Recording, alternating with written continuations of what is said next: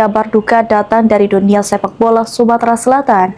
Mantan manajer Sriwijaya FC Muhbaria ditutup usia pada Senin 2 Maret 2026 pukul 21 waktu lewat 13 waktu Indonesia Barat di Rumah Sakit Hermina Palembang setelah menjalani perawatan akibat sakit yang dideritanya.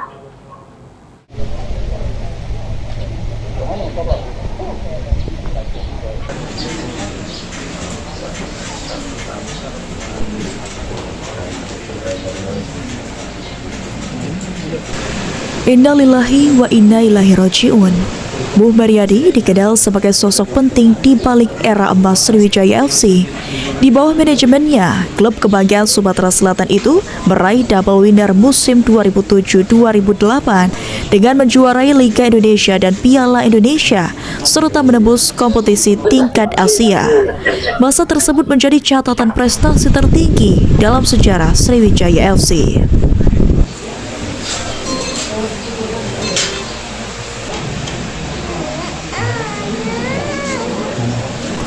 Keluarga almarhum Faisal Sobirin mengatakan, kepemimpinannya almarhum di Sriwijaya FC menjadi kebanggaan masyarakat Palembang karena mampu membawa tim berjaya di kancah nasional hingga Asia.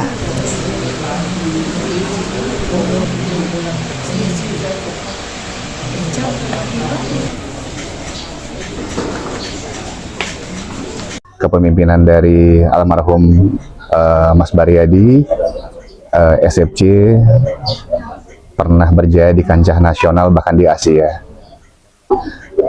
Sempat dirawat di Rumah Sakit Yogyakarta, terus kita bawa ke Palembang. Sebelum meninggal ini beliau 14 hari di Siloam, di Rumah Sakit Siloam Palembang.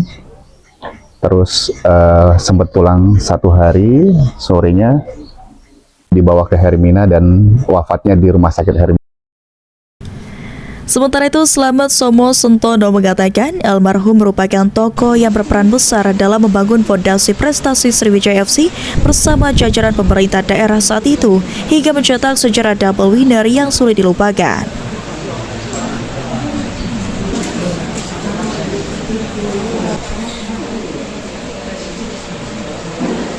Beliau bersama dengan Bapak Gubernur Syahrial Usman mencetak sebuah prestasi, ya, prestasi persepak bolaan di Sumatera Selatan sampai mendapatkan double winner.